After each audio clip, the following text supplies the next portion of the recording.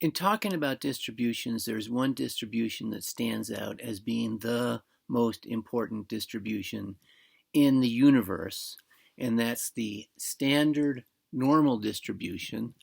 And I've written out the expression for it here. It's an exponential.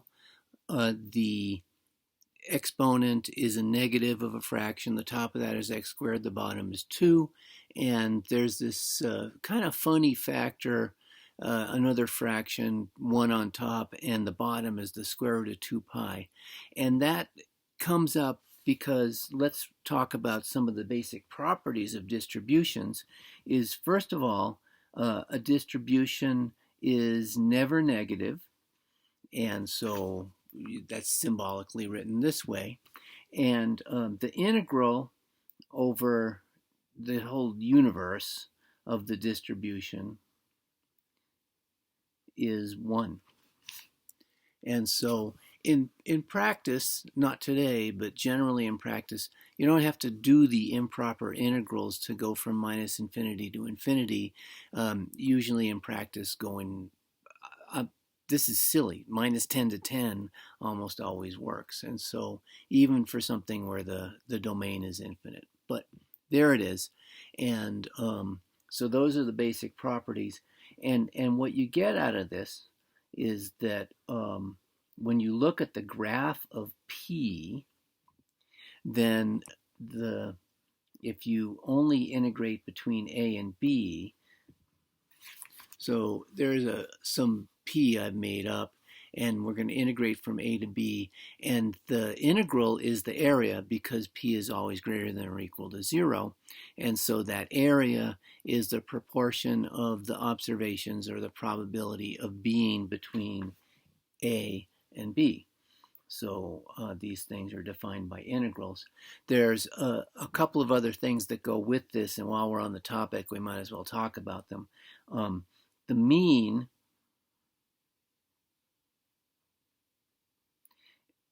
while I'm writing, most of these integrals have to be done by machine or are easily well estimated by machine. You can't always do exact versions. The mean is one of these integral operator things that we've seen so many times. You take p of x, the distribution, multiply it by x, and integrate that. That's a single number, and you get that number, and that's the mean. Sometimes it's called the expected value. Sometimes it's called the center, and sometimes it's called other things, I suppose. So that's the mean, and the median is about the funkiest integral that you've seen so far. So what you do is you're going to integrate the distribution p of x dx, and you're aiming for a certain answer. So you're aiming for an answer or a value of the integral of 0.5. And how do you do that? Well, what you do is you keep changing the upper limits of integration. You start off, oh, it's 0.1, then you go a little further and it's 0.2, a little further and it's 0.3, so forth and so on. And you keep going out with the upper limit of integration until you get to 0.5, and that is the median. So, so there's the deal. With the standard normal distribution, most of these don't come up, and so and I'll show you why in a second. Anyway, so the 1 over square root of 2 pi is to make it so that the integral is 1. If you just integrate e to the minus x squared over 2, you get square root of 2 pi. That's pretty hard, but it was done. It's been done, and it's known. And so this factor makes things into 1. Now this function, e to the minus x squared, has some interesting properties. I'm going to drop the 1 over square root of 2 pi when we look at the properties. That's just a stretch factor, and we like to take advantage of stretch factors, and sometimes taking advantage of them means ignoring them. So if we look at e to the minus x squared over 2, and we want to think about that as far as just what does the graph of that look like, if we take the derivative, well, then we have to use the chain rule, and we get this nice thing when you take the derivative of the inside function, minus x squared over 2, that's just minus x. So the derivative of this is minus x times e and then the same exponent, the fraction, minus x squared over 2. So the derivative works out pretty easily. And so that tells you that, well, this has, excuse me, the opposite sign of x. So when x is negative, the function is increasing. When x is positive, the function is decreasing. That's the mean value theorem. So we just know what the sign is. Okay. For the second derivative, which is what we use to find the concavity, what you're going to end up seeing here is having to use the product rule.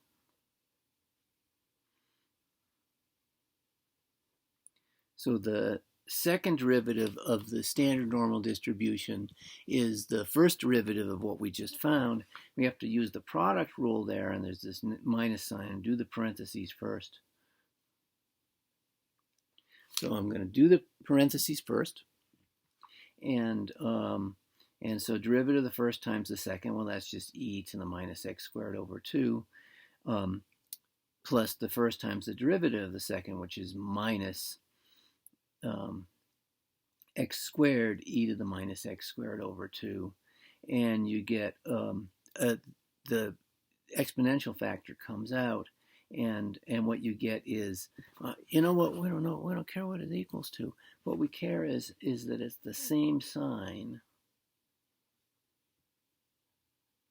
as, now I'm going to mess this up.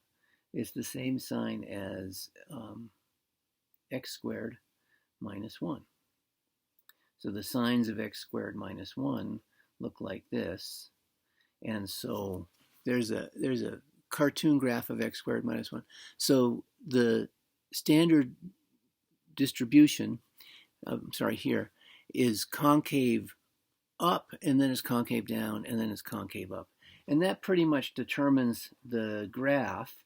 Concave up, concave down, concave up, and nice and symmetric, and the derivative changes sign at 0, and the flexes are at minus 1 and 1. So this is the graph of the standard normal distribution. This is the famous bell-shaped curve, and it's symmetric, and the concavity is correct, and there it is. I argue that this should actually be one of the basic functions. Remember, basic functions, lines, parabolas, circles. Circle's not a function, but it's so basic that the basic overrules the function part. Hyperbolas, those are things that we know how to graph quite easily. In fact, I just did that right here. I took a parabola and I did either a shift or a stretch, and in this case all we had to do was shift it down, and that's how we handle basic functions. And that's how in statistics this function is handled. And so there's the deal. Okay, so that's the basic bell-shaped curve, or the standard normal curve, and the flexes are at minus 1 and 1. And statisticians have found it quite useful. There's a little bit of a coincidence about this, I think. The integral from minus 1 to 1 of, I didn't give this a name, did I? Of p of x, the standard normal distribution, is, everyone who's taken statistics has had to memorize this, 0.68. And the integral from minus 2 to 2. Now remember, that's the probability of being between minus 1 and 1. And the integral from minus 2 to 2 of p of x dx, everyone who's taken statistics has memorized this. And this is the great coincidence that statisticians go on. This integral is approximately 0.95. And so, and one more, just while we're on a roll, integral from minus 3 to 3, p of x dx is approximately 0.997. These have mostly been determined numerically using something like Simpson's rule, and so, or the trapezoid rule would actually be good enough for a lot of applications. And so these are very important values. So the probability of an observation being between minus 2 and 2 is 0.95 or 95%, depending on your taste, or being between -1 and 1 is 0.68 or 68%, depending on your taste, and the like. And so this is the basis of doing all statistics. No, wait. First of all, the mean is 0. And this is a very tricky piece of reasoning. We can do this without actually calculating anything. So the mean of the standard normal distribution is the integral from -infinity to infinity, and we're going to finesse over the improper integral part of x times p of x dx. Now what happens here is when x is positive, you get kind of a stretching, and when x is negative, everything's happening down below the axis, but you also get a stretching. And so without further analysis, I know that the graph of x times p of x very roughly has this shape, and those are symmetric. So whatever area you get on one side, you get the negative of that on the other side. And so as you do those integrals, all the intermediate integrals are 0. You get just as much area on the right as you get on the left, and so the mean is 0. Well, that's nothing. No, it isn't. That's not nothing. That's important. But most things that statisticians or people who use statistics deal with don't have a mean of 0. And the way we handle that is the way we handle all the basic functions. Instead of taking p of x, if we have an arbitrary mean, and I'm going to be mean about this, but everyone uses the Greek letter mu. I'll make a little sidebar about this. Mu, it looks like a U with a long tail.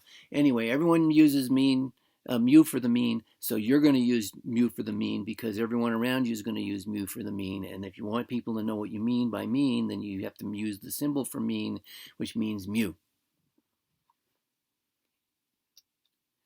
Well, to change the mean to mu, that's just a shift of the standard normal curve. So that is just going to be p of x minus mu. Now, if you take this and put the x minus mu, having done the parentheses first, up here into the standard normal function, you're going to get this x minus mu squared in the top of the exponent. It's a little bit easier to think of it this way. So all we've done is shift just like we did any other basic function, just like we did that parabola that we just did. And the other thing is that we want to be able to stretch. So the stretch involves a factor of, everyone calls it sigma. And the formal name is the standard deviation, which makes you wonder what a non-standard deviation might be. Anyway, the standard deviation is sigma. And for the standard curve, that's 1. And so let me make a little sidebar. This is called sigma. This is a little sigma. The big sigma is the thing that looks like an E. So these are the Greek letters that everybody uses, even in Japan and Russia, and probably on Venus as well. So those are the symbols for them. And what that does is that stretching takes the flexes, the one standard deviation, and stretches them so that the standard deviation is sigma. So that factor of sigma appears. Now, when you want to do the integral gets multiplied by sigma when you do that. So what you get on the bottom is to get the integral right. Anyway, what you want to do is you want to have p of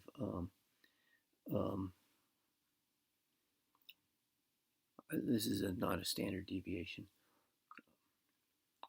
You want to have p of x over sigma.